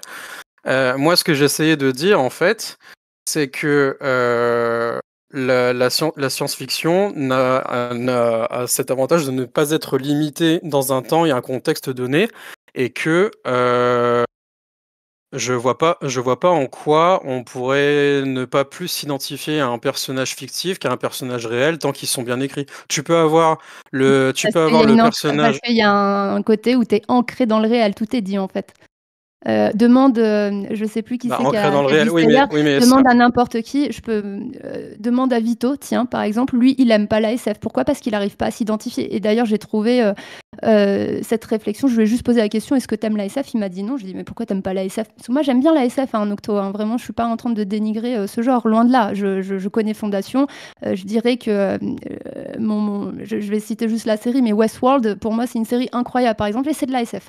Donc voilà, je suis pas en train de dénigrer ça, mais par exemple, des gens comme Vito, et je pense qu'ils sont nombreux, comme argument, il m'a dit: «J'arrive pas à m'identifier, en fait, déjà, c'est dans un futur, c'est pas dans le présent, c'est pas ancré dans le réel et l'identification est beaucoup plus difficile, en fait, à acquérir» et ça, je suis d'accord, je suis totalement d'accord avec lui. Donc je vois pas, en quoi, selon toi, on peut autant s'identifier, à dans un contexte, totalement fictif, par rapport à un contexte qui est réel, là, je trouve que ton argument, il tient pas debout. Bah, je suis pas sûr que l'argument de faire appel à Vito soit un argument aussi C'est qui se plein de tienne. Je gens, suis vraiment, désolé de c'est te le plein dire, de mais gens, je suis désolée, mais je veux dire, ce que je veux c'est dire, pas dénué ouais, c'est pas dénué de logique, en fait. C'est pas dénué de logique que bah, certaines personnes, parce heu qu'encore une fois, heu, je remets le point dessus, c'est subjectif. En fait, ta thèse, je suis désolée de le redire, mais c'est subjectif, Nocto. Déjà bah, d'une, c'est subjectif parce que tu n'as pas assez, de connaissances sur les autres genres littéraires. Désolée de revenir sur ça, mais là, je me sens un peu obligée. Heu et c'est tout, en fait. Genre, le jour où tu me diras: «Bah, écoute, j'ai lu, Ainsi parlait Zarathustra, de Nietzsche, j'ai je l'ai lu, lu. tu l'as lu? OK. J'ai lu Ainsi parlait Zarathustra de Nietzsche, j'ai lu, Spinoza, l'éthique, J'ai lu aussi, ouais. J'ai lu Kundera dans les romans, philosophiques, j'ai lu Dostoïevski, j'ai lu, enfin voilà, plein de genres, minimum, 5 dans tous les genres. Là, je te dirais peut-être qu'il y a matière à débattre, mais tu le dis toi-même, tu l'as dit toi-même, et tu as dit personne n'est parfait, mais je te jette pas la pierre, Nocto. Évidemment que personne n'est parfait. C'est pas le souci, c'est pas ça. Moi, ce que je suis en train de dire et ce que j'essaye de démontrer dans ta thèse, c'est qu'elle est totalement subjective parce qu'elle s'inscrit dans une dimension esthétique. Et ça, j'ai l'impression que tu n'arrives pas à le comprendre, qu'on parle d'un univers qui parle à certaines personnes et pas à d'autres. Si je prends Vito, tu dis oui, mais je sais pas si l'exemple de Vito, il est vraiment très concret. Je te prouve justement que ton avis est subjectif parce que d'autres personnes n'arrivent pas typiquement à s'intéresser à la science-fiction pour justement certaines problématiques que je viens de pointer, c'est-à-dire l'identification, parce qu'il n'y a pas un ancrage dans le réel. Et ben, moi, Et je peux te citer une dizaine de personnes qui vont me dire qu'ils vont préférer lire Dune Zarathoustra ou des choses comme ça. Donc je oui, mais ton alors argument c'est subjectif, c'est cet subjectif. argument le vaut. C'est le même argument, hein, c'est la même chose. Bah non, mais tu vas dans mon sens, parce que tu es en train de me donner raison que c'est subjectif. Parce Mais que moi, je bien préfère évidemment que lire c'est un subjectif. Césarate. C'est Et une ben mais bien, voilà, bah alors dans ce cas-là, ta mais thèse oui. est totalement subjective et elle peut pas, tu peux pas dire qu'elle décrit mieux, parce que quand tu dis décrire mieux, c'est éventuellement donner des arguments objectifs. Excuse-moi, qui c'est qui vient dans un débat et qui va dire moi je préfère les fraises aux pommes? Il y a quoi à débattre? Bah c'est Bah, un argument regarde, je vais te subjectif. donner des arguments objectifs, du coup, donc par rapport à tout ça. L'ASF, pourquoi selon moi elle regroupe mieux ces problématiques humaines? Parce que qu'est-ce que j'allais dire? Parce que le fait de pouvoir s'extraire un petit peu du quotidien et de transposer des problématiques sur d'autres populations, sur des trucs futurs, ça nous permet à nous, par exemple sur des thèmes sur la xénophobie et le racisme, de pouvoir prendre plus de hauteur et de pouvoir prendre plus de recul sur ces choses-là. Tu prends par exemple les dérives totalitaires, et ben la science-fiction permet de prendre par exemple un régime totalitaire et de l'extrapoler, de le Ça, c'est pousser la à son extrême définition de pour voir. l'anticipation. Merci de commencer à faire la distinction entre anticipation et science-fiction. Oui, mais dans la science-fiction, il y a de l'anticipation dans la science-fiction. De manière minime, hein. C'est pas sinon on appelle ça de l'anticipation en fait. C'est pour ça que George Orwell, Ça, 1984, c'est de l'anticipation et c'est pas de la science-fiction. tu as le meilleur des mondes qui est de l'anticipation et également de la science-fiction aussi. J'ai pas regardé Le meilleur des mondes, je t'avoue, j'ai pas regardé C'est si le c'était livre de de l'anticipation ou non. Oui, non, mais je sais de qui c'est, Exton merci. Maxwell. C'est pas le souci. J'ai juste pas regardé Je le le genre dis pour le littéraire qui public. était relié. Encore une fois, moi je te le dis depuis le début, Nocto, j'adore la science-fiction. C'est pas un problème. C'est pas moi qu'il faut convaincre en fait de dire la science-fiction, c'est génial. Moi vraiment, ce que j'essaye de pointer, c'est que tu peux pas réduire un genre littéraire, un sous-genre littéraire, pour dire que c'est le mieux. Typiquement, Le Seigneur des Anneaux. Je veux dire, il explore le pouvoir corrupteur, ça c'est Nietzsche. Il explore l'humilité et la vertu qui est ultra centrale, ça c'est Aristote. Il explore l'idée de communauté, ça c'est Lévinas. Ça, je peux t'en citer plein. En fait, tu me donnes des arguments et des exemples qui sont vrais. En fait, tes arguments ne sont pas faux, fondamentalement. Mais ce que j'ai l'impression que tu comprends pas, c'est que tu retrouves ces aspects et ces profondeurs philosophiques dans d'autres genres littéraires. Et je pense que, selon moi, tu n'as pas assez exploré les autres genres littéraires pour t'en rendre compte. Bah écoute, moi je te dirais que les forces de la SF que je trouve dans la SF par rapport à d'autres genres, c'est que encore une fois, comme je disais, on n'est pas cloisonné dans un espace-temps défini. On peut adapter ces œuvres dans à peu près n'importe quelle époque. Que tu le veuilles ou non, les dystopies et les utopies sont aussi. Enfin, il y a des dystopies et utopies dans la science-fiction, et ça permet je sais pas, de prendre un régime totalitaire, de l'extrapoler, de voir les limites qu'il peut y avoir. Il y a aussi la question sur nos technologies de maintenant, comment elles pourraient évoluer, comme l'intelligence artificielle, les androïdes, etc. D'extrapoler jusqu'au bout, voir et se dire, ah bah tiens, est-ce que j'ai envie d'avoir un monde comme ça? Qu'est-ce qu'il y a encore? Euh, Il y a la force aussi de la science-fiction, c'est que, je vais prendre par rapport au réalisme, c'est qu'on peut toujours créer de nouvelles histoires, alors que le réalisme, on va être ancré sur, sur des contextes bien précis, sur des époques bien précises. Euh, Alors que le genre de la science-fiction va être beaucoup plus universel. Et puis, dans 3000 ans, si ça se trouve, on pourra lire des œuvres de SF et s'identifier au même truc. Les questions sur les conditions des êtres humains dans le réalisme, c'est très bien. Je dis pas le contraire. Et je dis pas que. Même d'un point de vue académique, c'est très bien de parler de ça. Mais t'as des œuvres de science-fiction qui sont tout à fait. Où il est tout à fait envisageable de les prendre et de les étudier d'un point de vue académique. Euh, Qu'est-ce que je pourrais encore dire d'autre? Euh, Oui, voilà que dans la SF, on peut, comme je le disais, on prend des concepts. Alors je disais, je parlais de totalitarisme, ce genre de choses, mais il y a aussi des concepts philosophiques qui peuvent être complètement abstraits, qui sont mis, en évidence, qui sont mis j'allais dire en image, pas en image, mais qui sont mis dans un monde concret. Dans la science-fiction. Par exemple, je sais pas, est-ce que tu peux me citer une œuvre de réaliste ou un poème qui va parler de la dichotomie du bien et du mal selon Nietzsche? Bah, Nietzsche lui-même. Après là c'est je sais que tu m'as demandé, une poésie ou un autre genre. Moi je me prétends pas avoir toutes les connaissances absolues sur tous les genres. C'est ça le problème en fait, c'est que moi j'ai une approche, un peu plus, peut-être humble, hein, désolée d'utiliser ce mot, mais là ta question et j'assume totalement, je peux pas y répondre parce que, j'ai pas lu, assez de livres pour pouvoir te répondre. Donc ta question en fait, C'était pas une question piège, hein. elle essaye si un petit peu quand même. Cite-moi, un truc, enfin un truc hyper précis dans lequel on le retrouve dans un autre, genre littéraire. Je sais pas, je suis sûre que je peux en trouver un, mais là comme ça, non, si c'est pour moi, c'est quand même une question piège.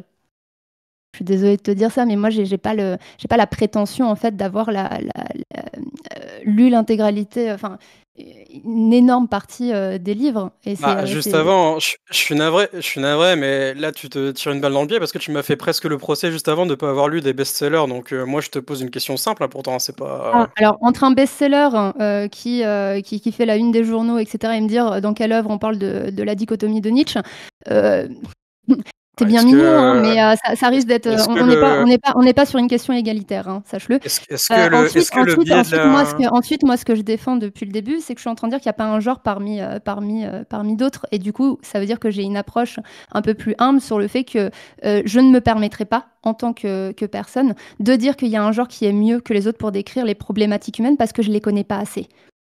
Tu Oui, vois? d'accord, mais bon, Je pense que j'ai une bonne culture, de manière, générale, sur, différents types de genres littéraires. Mais de là à dire que, je peux placer, un genre littéraire au-dessus d'un autre ou te citer un livre très précis, en dehors des essais philosophiques qui parlent de la dichotomie de Nietzsche, ça serait totalement prétentieux de ma part et en fait, c'est exactement l'inverse que je défends depuis, le début des débats. Oui, mais du coup, toi, tu fais aussi appel à la popularité en me parlant Non, de la best-sellers et dichotomie de de machin. Nietzsche, cite-moi un livre qui, traite de la dichotomie de Nietzsche, hormis, Nietzsche. Excuse-moi, on parle pas d'un best-seller. Les best-sellers, Fondation, ça fait la Dune. Fondation, je l'ai lu, Dune, je l'ai lu. Excuse-moi, mais bon, enfin, T'as lu l'Empereur Dieu de Dune? L'Empereur, Dieu, non, Le de tome chez 4. Asimov, j'ai lu, Non, non, de Fondation. Dune, c'est de Frank Herbert. Livre 4, l'Empereur Dieu de Non, Dune. non, je l'ai pas lu celui-ci. Eh ben, tu as Enfin, très clairement. Eh ben, tu j'ai as. lu le tome, j'ai lu le tome 1 et après j'ai continué avec la série parce que c'est un univers pour moi heu, qui mettait un peu, de distance entre moi et le livre et j'ai préféré l'aspect visuel qui Ok, je clairement, comprends. mâche le travail. Je comprends, je comprends. Parce qu'en fait, si tu veux, par exemple, dans le tome 4 de Dune, donc l'Empereur Dieu, tu as pendant 200 à 300 pages quasiment, tu as l'expression même de ce que sont la différence entre la morale du maître et la morale de l'esclave. Et c'est quelque chose que j'ai beaucoup plus facilement compris cette dichotomie, 1, 2, 3, cette dichotomie-là, je vais y arriver, qu'en ayant lu par-delà le bien et le mal et la généalogie de la morale. Encore J'ai une fois, compris c'est ça plus subjectif facilement. parce que moi j'aurais plus de Encore une fois, c'est facilité. subjectif. C'est C'est subjectif. subjectif, mais Bon bah, voilà. oui, mais c'est pour montrer encore une fois que c'est quelque chose que la science-fiction est un genre qui est plus universel Mais tu me que... cites une problématique. Moi, je peux te citer dans les frères Karamazov que il y a le libre arbitre de Sartre qui sera beaucoup plus accessible que si tu lis Sartre lui-même, ou le nihilisme chez Nietzsche qui sera beaucoup plus accessible que toutes les œuvres de Nietzsche réunies. Mais je veux dire, là, c'est un argument facile et c'est justement ce que je suis en train de dire. En quoi la science-fiction traite des problématiques mieux que les autres genres, étant donné que là, dans les frères Karamazov, on peut citer Nietzsche, on peut citer Sartre, on peut citer plein d'autres auteurs philosophiques. On va arriver dans le temps de conclusion. On avait prévu que donc, Nocto fasse sa conclusion en premier et que Navia conclue. Vous avez 5 minutes maximum tous les deux pour donner vos impressions sur le débat. Et puis, si vous estimez qu'il y a un point qui n'a pas été soulevé et qu'il aurait dû, profitez-en. Voilà, dans vos 5 minutes Nocto, je te laisse la parole. Ok, bah écoute, pour commencer, merci Navia, c'était très agréable d'échanger avec toi, honnêtement, c'est vrai que j'ai pas souvent l'occasion de débattre sur des sujets qui me tiennent à cœur comme ça, donc je te remercie. Pour ma conclusion, moi je reste sur ma thèse que la SF, quand je disais dans mon introduction défend le mieux, dans le mieux, je parlais en termes d'efficience et d'efficacité, c'est-à-dire au sens où la SF est un genre qui englobe toutes les problématiques que j'ai citées. Donc les problématiques que j'ai citées, c'est-à-dire la condition humaine et sociale, les questions de pouvoir, d'identité, de psychologie, de philosophie, d'environnement, d'éthique, de morale, l'amour, voilà. Et j'ai plein d'exemples d'œuvres pour appuyer ça. Il y a Fahrenheit 451 qui va parler de la censure et de la superficialité de masse, pardon. Dans La Savante écarlate, on a la dictature religieuse, on l'a aussi dans Dune, on la retrouve aussi dans Le meilleur des mondes. Voilà, la SF, c'est un genre euh, qui n'a pas de limite dans l'innovation. Parce qu'en fait, comme on peut inventer beaucoup de concepts, enfin, en inventer ou alors tout du moins prendre des concepts existants et les pousser à leurs extrêmes pour en voir les limites et voir ce que ça peut donner. Là, au moins avec la SF, j'avais pris l'argument au début du laboratoire d'expérimentation, c'est qu'au moins, en se dédouanant, en se mettant en hauteur des biais culturels et des biais d'époque ou des contextes très restrictifs de certaines œuvres, au moins on peut se poser plus de questions et on peut se poser plus de questions et éventuellement s'en poser d'autres en fait qui ne relèveraient pas de ce qu'on pourrait se poser si on lisait pardon. Je vais boire un peu d'eau.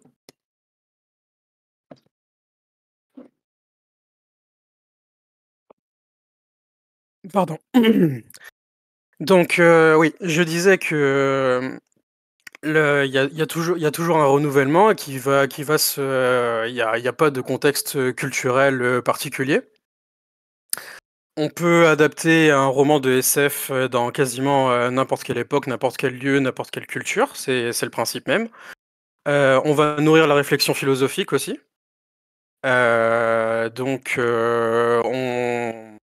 en prenant des concepts philosophiques qui existent déjà, enfin oui, qui existent déjà par nature évidemment, euh, mais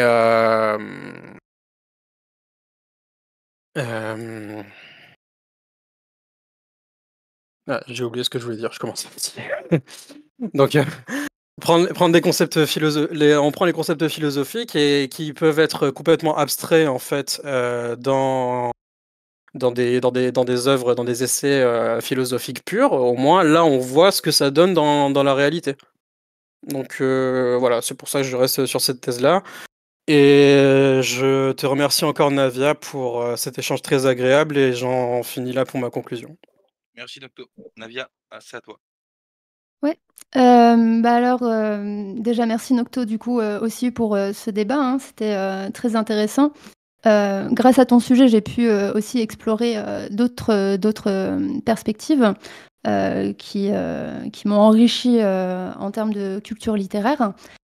Hem, Ensuite, bah, moi je reste aussi sur ma position que, c'est l'univers de la science-fiction est avant tout esthétique, qui plaît ou qui ne plaît pas, qu'il est pas, malheureusement, on peut pas dire que c'est le mieux étant donné qu'il n'existe pas de genre littéraire qui soit mieux qu'un autre. Typiquement, moi, si je devais dire de manière subjective, étant donné que je pars du principe que ta thèse est subjective, moi, je préfère, typiquement, les essais philosophiques à l'heure actuelle. Je t'aurais dit la SF, peut-être, il y a quelques années. Voilà, les genres littéraires, en fait, ils évoluent, hein, en fonction de la personne. Heu, Ensuite, qu'est-ce que je voulais dire d'autre? Ce que je voulais dire d'autre? Je regarde trop le chat. Faut que j'arrête. Hem, Qu'est-ce que je voulais dire d'autre? Non, bah, mis Fais à part comme qu'en moi, fait ne le regarde pas. Fais comme moi, oui, ne je regarde pas. non, non, non, mais je c'est, ça donne envie, c'est alléchant.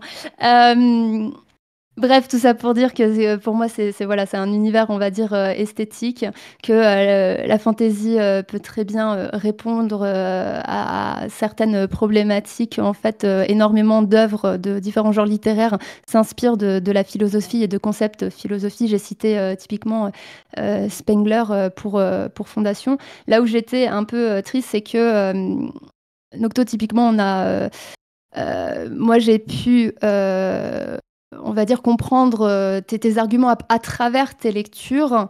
Là où pour moi c'était compliqué dans le débat, c'est que, j'ai pas pu, on va dire, par un manque de lecture de ton côté, pu défendre un peu plus ma thèse pour qu'on puisse échanger de manière un peu plus ping-pong au final sur des œuvres de d'autres genres respectifs parce que un Q84 c'est un peu le fondation de la fantasy. Dostoevsky c'est un peu le fondation du genre on va dire roman philosophique hein, au final. Voilà, donc je suis un petit peu triste sur ça parce que pour moi, c'était pas très égal à ce niveau-là. Mais en tout cas, c'était, vraiment, très intéressant et très enrichissant et je crois que j'ai terminé. Merci encore, Walter, pour avoir arbitré, ce débat. Merci à tous les deux, c'était hyper sympa. Donc les votes vont commencer. N'oubliez pas d'ouvrir vos MP, hein. Vos MP doivent être ouverts pour que vous receviez le message pour voter. Je rappelle que les votes de 0,5, 1 et 5 doivent être justifiés à l'écrit. On a Ergotisme qui vient de monter la main, que je vais faire monter tout de suite et qui va poser une question ou faire une remarque. Alors je rappelle que tout ce qui est dit à partir de maintenant ne doit pas être pris en compte dans les votes. C'est uniquement le débat qui vient de se conclure à l'instant, qui doit être pris en compte, dans voilà, le jugement que vous allez faire à présent. Voilà, ergo? Ben, moi, ma question, elle est pour Nocto. Donc, de Dune, moi, j'ai juste vu les films. Donc, je connais pas les livres et l'intégralité de l'univers de Dune, mais de ma perception des films, et peut-être que du coup, elle est erronée, mais la dimension SF de Dune, finalement, elle impacte assez peu Dune. On pourrait avoir une planète, avoir tout ce qui se passe sur la même planète avec différents royaumes. À tel point que, alors je sais pas si c'est unique au film, mais à tel point que les soldats dans la SF bah, finissent par se battre eux-mêmes, quoi. Je t'entends pas bien. Donc voilà, c'est quoi le fait que, qu'est-ce que le côté futuriste, voyage intergalactique apporte vraiment à l'histoire de Dune? Bah, effectivement, si on se cantonne aux livres aux films pardon, donc qui sont très, très bien esthétiquement ce qu'on veut. Les livres, ils vont plus en profondeur. En fait, on a, c'est pas vraiment, mis en avant dans les films, mais on a des concepts, réels, en fait, qui existent, en fait, dans les livres, de Dune, enfin qui sont dans de notre monde. Je pense, par exemple, dans Dune, en fait, on fait référence à la secte Zen Sunni, On dit il y a un ordre qui s'appelle les zen sunnis. Et en fait, les zen sunnis, si on regarde en fait dans le lexique en fait à la fin du bouquin, alors je crois que c'est dans le tome 2 ou 3, ou peut-être dans les deux si ça se trouve.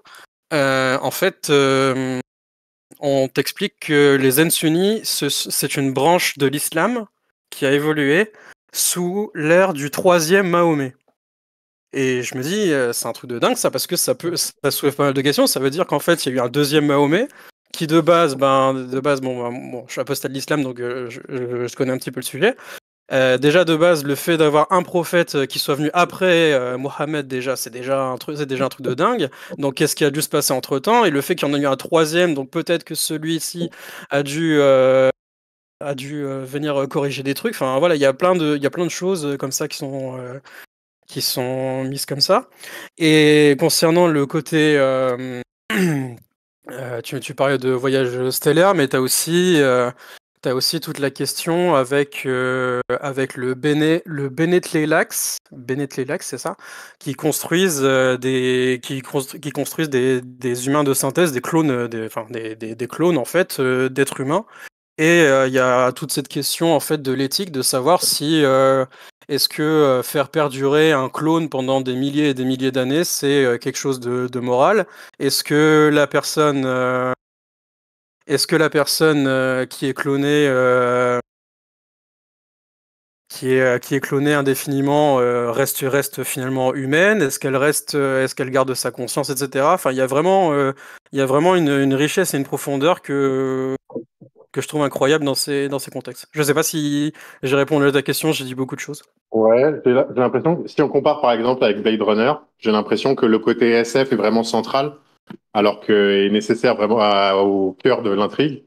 Là, j'ai quand même l'impression que faire une version de Dune dans l'univers du Seigneur des Anneaux, c'est pas si difficile que ça. Il y a peut-être pas le rapport à l'islam, mais que on pourrait imaginer un Dune dans un univers de fantasy sans trop de problèmes.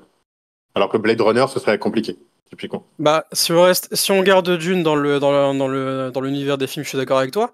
Mais le truc, c'est que comme je t'ai dit, dans les livres, ça se base énormément sur notre monde réel. Dans, je vais pas spoiler, mais dans Le l'un des rapport à l'intrigue. pardon. Faut qu'il y ait un rapport relativement fort à l'intrigue. Si c'est juste purement esthétique, bah, je vais te dire que une œuvre de fantasy qui reprendrait les mêmes thèmes que Dune pourrait exprimer les mêmes idées centrales et avoir une intrigue centrale extrêmement similaire. Bah, c'est pas spécialement de l'esthétisme, c'est qu'en fait, en gros, l'empire qui est décrit dans le 4e tome de Dune est décrit, est beaucoup basé sur l'islam et ses dérives, par exemple. Ok. Donc, adapter ça, donc c'est pour ça que pour moi, l'univers de Dune est plus concret. Si on doit le comparer au Seigneur des Anneaux, pour moi, le Dune est plus concret dans ce sens-là, parce que à plusieurs reprises, les personnages font référence ils disent. Il y a un moment, il y a une phrase qui m'avait marqué parce que je la trouvais incroyable, parce que il disait, ouais, je me rappelle d'une ville qui s'appelle Londres, et je sais que personne ne sait ce que ça veut dire, ni même se rappelle de quelle planète ça vient. Ok, ça va, je ne veux pas trop monopoliser la parole non plus, donc je peux bien laisser ma place au suivant. Ça marche. Merci Ergo. Je fais Merci Ergo. Craft Music. Salut Craft. Salut, bonsoir. Déjà, merci pour le débat. Et du coup, j'ai une question pour toi, Navia, à propos des genres littéraires. Mhm. En fait, tu es parti du fait qu'une œuvre ne peut pas faire partie de plusieurs genres? Ou Non. c'est quelque chose que j'ai supposé et finalement, tu défends pas ça? Non, pas du tout. Au contraire, c'est très compliqué de s'attarder qu'à un seul genre. Il y en a qui sont intimement liés. Maintenant, quand on dit que la SF est par-dessus, je décris, on va dire, le mieux, c'est qu'on le met quand même au-dessus de tous les autres genres. Et en soi, la réflexion que tu fais va dans mon sens, étant donné que, en plus, énormément de genres sont interconnectés, quoi. On est d'accord. Mais du coup, la SF, toi, tu l'as dit, pardon, tu la décrivais comme étant plus une artistique, pas une artistique, Un univers, un esthétique, ouais. Un esthétique, c'est ça. Tu trouves pas que par rapport à d'autres esthétiques, tu as des règles, tu as un univers qui fait que tu as plein de règles de narration qui peuvent être cassées par rapport à d'autres esthétiques? Notamment, par exemple, le voyage dans le temps, c'est quelque chose qui est beaucoup plus facile à faire avec, la SF, tu vois? Tout comme la notion de distance est quand même peut largement changer sur la SF par rapport à d'autres, alors, sous-genres, enfin, d'autres Bah, registres de la SF. en fait, là, tu prends un peu l'argument de Nocto, qui est la particularité, en fait, de la science-fiction. Heureusement qu'elle traite de ces sujets. Mais Oui, quand on heureusement, prend ouais. les problématiques humaines de manière générale, on peut pas s'attarder que sur un point où, la On est d'accord. particularité de la science-fiction, chaque genre a sa particularité. OK, mais merci pour la clarification du premier point, quoi. Pas de souci. Et sinon, GG. Merci. Enfin, GG à À vous Nocto 2. aussi, ouais. Merci, merci. C'est grave, je vais faire monter Merci, Exa. Craft. Salut tout le monde. Salut Exa. Coucou. Bonsoir. Bonsoir, déjà, merci pour ce débat, super, calme, intéressant. Je suis pas un grand littéraire, mais ça a beaucoup intéressé. Alors moi, j'aimerais poser une question à vous deux, mais à vous faire défendre la position de l'autre, un peu un exercice particulier. Quel est selon toi, Navia, l'avantage principal de la science-fiction et Nocto, le désavantage principal? Par rapport au reste, bien sûr. Je te laisse commencer, Navia. Il me faut un petit temps de réflexion. C'est une question, vraiment très pertinente. Merci, merci, Exa, en fait, de retourner, en fait, nos propres, sujets, contre nous-mêmes. Un point, positif, selon moi, dans la SF,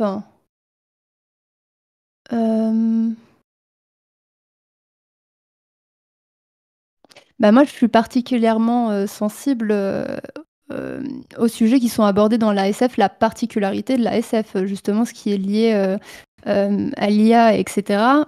Moi, ce que j'aime bien dans la SF, c'est que grâce à mes lectures philosophiques, j'ai pu, explorer, d'une manière assez technique, hein, je dirais, la science-fiction et je trouve que c'est un genre qui est, au final très intellectuel, hein, quand on y pense. Et qui le devient encore plus quand on a certains codes. Donc je dirais qu'il répond bien, pour moi quand Nocto disait que, la SF était très accessible, j'ai pas énormément rebondi sur ça parce que c'était pas on va dire le sujet central du débat, mais pour moi, elle est pas tant accessible que ça.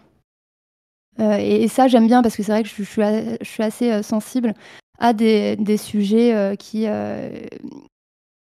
sont pas, on va dire, trop vulgarisés. Après voilà, ça transporte dans un autre univers, un autre divertissement, mais ça dépend aussi, totalement de mon humeur, en fait. Point positif de la science-fiction, c'est qu'il va répondre à, une préférence en fonction de mon humeur à un instant T. Voilà, tout simplement.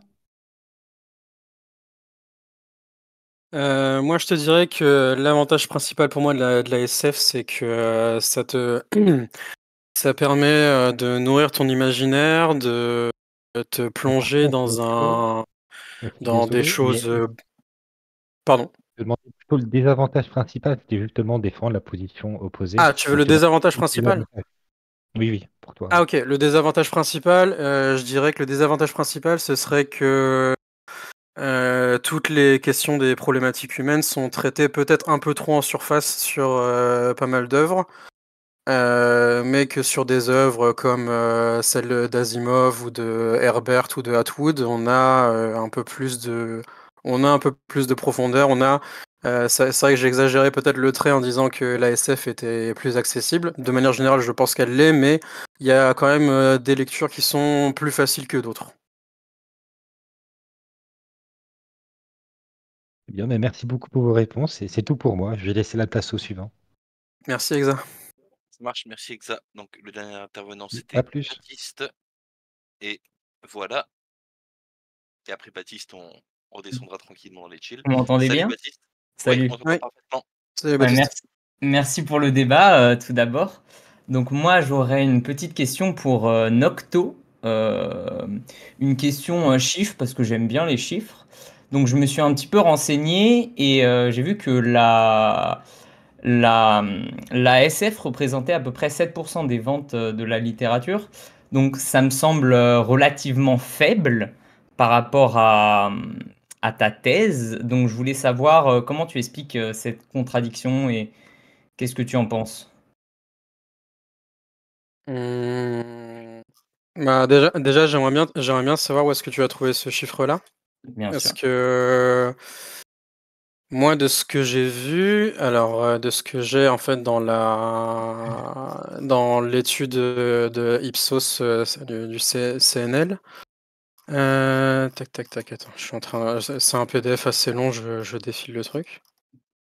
C'est que en tous les cas, alors il y avait, c'était le genre de la SF entre autres avec la fantasy et cetera, Oui. c'était les genres qui étaient, les plus achetés, les plus lus dans des tranches d'âge de 15 à 34 ans. Excuse-moi, mais par rapport au manga, je ne suis vraiment pas sûr de l'information là. Parce que pour moi, enfin, de ce que j'ai lu, des chiffres que je vois, le manga représente plus que la SF ou la fantasy ou le fantastique dans l'âge de 15 à 34 ans. Ah oui, oui, non mais ça, oui, mais bien sûr, le manga, si on prend le manga, bien sûr. Moi, en Oui, fait, mais la comparaison que je faisais, c'était pas sur l'intégralité de la littérature qui existe, mais vraiment entre la science-fiction et les romans un peu plus classiques et les essais de philosophie. donc le débat pour toi se portait sur la différence entre la science-fiction et les essais philosophiques, c'est ça? Les essais philosophiques, les romans réalistes, la poésie et les choses comme ça. Donc on en revient bien à l'ensemble enfin, une grande partie de la littérature. Donc les mangas peuvent être aussi mis en opposition, non? Bah, dans ces cas-là, le manga est plus populaire que les Oui, essais je suis philosophiques. d'accord, effectivement. Mais dans ce cas, le débat ne se porte pas sur les essais philosophiques, il se porte sur la SF. Donc dans ce cas, pourquoi la science-fiction n'est pas le genre prédominant acheté par les consommateurs, en fait? C'est moi la question que je me pose. Je dirais question de coût, question d'accessibilité, question de génération aussi. Donc, ouais, je sais pas. J'ai pas, je t'avoue que j'ai pas de chiffres en tête comme ça, mais c'est ce que j'imagine. Bah, parce que la question de coût, je vois pas en quoi un livre de science-fiction serait relativement plus cher qu'un autre livre. Question Bah, si tu d'accessibilité, veux, si tu veux un ordre d'idée, si par exemple, si tu veux acquérir l'intégralité des livres d'Asimov, ne serait-ce que sur le cycle des robots, même si tu prends les trucs les moins chers, t'en auras pour minimum 100 balles, alors que les mangas, on est plus sur du 6-7 euros par truc. oui. Et Après, puis, et les- puis, et surtout que les mangas sont plus accessibles en ligne. Tu peux lire des scans entiers, enfin des mangas entiers d'accord, gratuitement comme ça. Et c'est ce qui est beaucoup moins le cas je suis d'ac- pardon. de la science-fiction, oui. Je suis d'accord. Mais donc cet La argument science-fiction. même te contredit, puisque vu que les mangas sont encore plus accessibles que la science-fiction, on n'a pas besoin de donc débourser de l'argent pour avoir l'œuvre en main. Donc Ouais, pourquoi mais est-ce que le chiffre d'affaires est plus élevé dans les mangas que dans la science-fiction? le but, c'était pas c'était pas de dire que les mangas ou la SF est plus accessible ou quoi. Le but, c'était de dire que la SF regroupe énormément de problématiques humaines que j'ai définies dans mon introduction.